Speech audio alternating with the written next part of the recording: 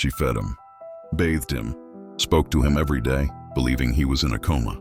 But for 3 years he was watching her, and what he was waiting for was the birth of their child. What happens when the experiment turns against the scientist? This is the story of Clara and the man who faked a coma to trap her. Clara cared for her husband Mauro, who had been in a coma for 3 years after a supposed car accident. They had moved to a remote house, far from the world. Every day she fed him, talked to him, read books aloud, believing he could still hear her. She was 6 months pregnant alone, and holding on to a fragile hope that he would wake up one day. But the silence in that house was heavy, and something didn't feel right. Strange things began happening. Objects shifted places. Recordings on Mauro's phone mysteriously disappeared. At first, Clara thought she was losing her mind, until she found photos of herself sleeping. On Mauro's phone, how long had he been watching her? Her heart pounded as she realized the accident might not have been an accident at all. Determined to uncover the truth, Clara installed hidden cameras around the house. One night she watched in horror as Mauro slowly lifted his head from the bed, walked through the dark hallway, then returned before dawn. Who was he hiding from? When she confronted the doctor, his evasive answers only deepened the mystery. Was he part of the secret? Clara knew she was trapped, and the nightmare had just begun. Clara's days became darker. Things vanished. Doors locked themselves. She caught whispers in the silence, shadows moving just beyond sight. Her phone buzzed, an unknown number. No words, just a photo, the same remote house but from the outside. Someone was watching, someone who wanted to keep her quiet. Fear settled in her bones, and she knew she had to fight back. Desperate for answers, Clara dove into Mauro's past. There were no records of the accident in the police files. No emergency calls. Friends and family spoke in whispers, avoiding her questions. Something was buried deep, a secret darker than she imagined. Her trust shattered. Clara realized she had been living a lie. The house felt like a cage. Mauro's doctor became distant, evasive, like he was hiding something. Clara's attempts to leave were thwarted. Doors locked, phone lines dead. She was trapped, pregnant, alone, and watched. The nightmare wasn't over. It was just getting worse. Clara watched the footage again and again. There was no doubt Mauro was waking up at night. He moved slowly, almost like a puppet, checking doors, whispering to himself, staring at the baby's ultrasound photo on the wall.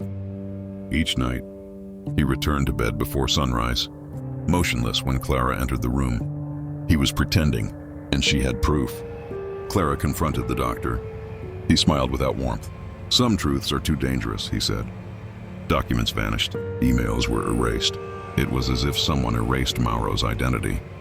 The doctor left her with one warning: don't dig deeper, or you won't make it out either. That's when Clara realized she wasn't just trapped in a house, she was trapped in a plan. Clara felt the baby kicking stronger. Each movement reminded her she wasn't just surviving for herself anymore. She began pretending too, acting as if she still believed Mauro was unconscious. But every glance, every night, she planned her escape. She had only one goal now: get out before the baby was born, because she feared what Mauro might do when the child arrived. Clara woke up to the sound of the baby's mobile spinning. She walked to the nursery, but it was empty. Then she turned. Mauro was standing at the hallway's end, fully awake, fully aware. He didn't speak.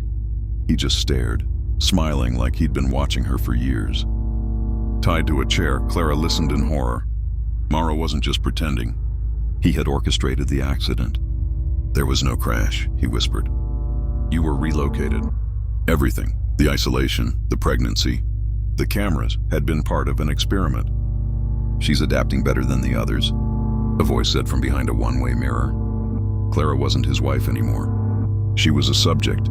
Clara stopped begging. She started calculating. Mauro thought she was broken, but she was becoming dangerous. At night, she studied every door, every weakness, every crack in the plan. The baby moved inside her like it knew something was coming, and no one would see it coming. The contractions started earlier than expected. Clara screamed for help, but no one came. Only Mauro. He stood there calmly watching her writhe in pain.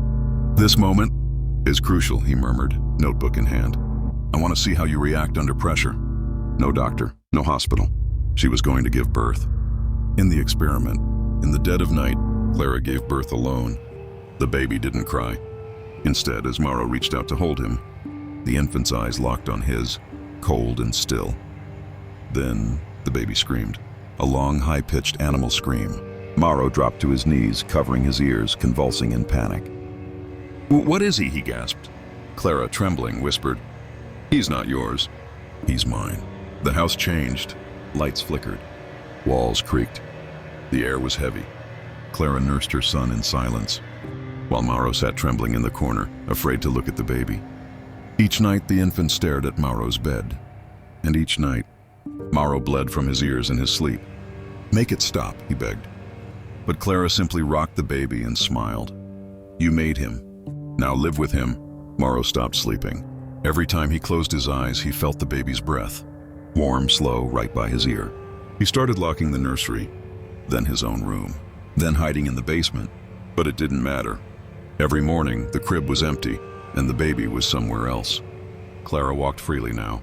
She no longer whispered. She smiled. The house no longer obeyed Mauro. Power had changed hands. Liking the story so far? Then don't forget to hit the like button and subscribe. We have much darker stories coming. The surveillance cameras glitched. The lights flickered when Mauro touched the doorknob. The voices in his earpiece, his team, had gone silent. Emails bounced back. No one responded. The house became a maze. Windows no longer showed the outside. The experiment had been abandoned. And the house now belonged to Clara. Mauro tried to escape. He opened the front door and stepped into the same hallway. He ran upstairs, downstairs, but every path led back to the baby's room. He screamed, he begged. Clara watched from the top of the stairs, the baby in her arms. "You thought this was a game," she said. "You tried to study me, but I learned something too." She stepped aside and let the baby go. Mauro woke up to the sound of wet gurgling coming from the crib. His body wouldn't move. Paralyzed, he could only watch.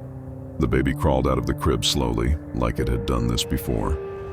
It climbed onto Mauro's chest and stared into his eyes. A deep, unnatural silence filled the room. Clara struck a match. "He chose you," she whispered. Then darkness swallowed everything. Weeks later, the house was found abandoned. No sign of Clara, no baby, no Mauro.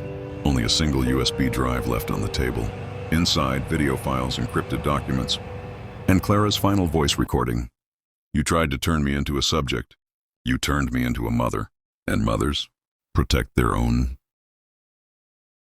In the end, the house was empty. No Clara, no baby, no Mauro, just a single file left behind, and one final message.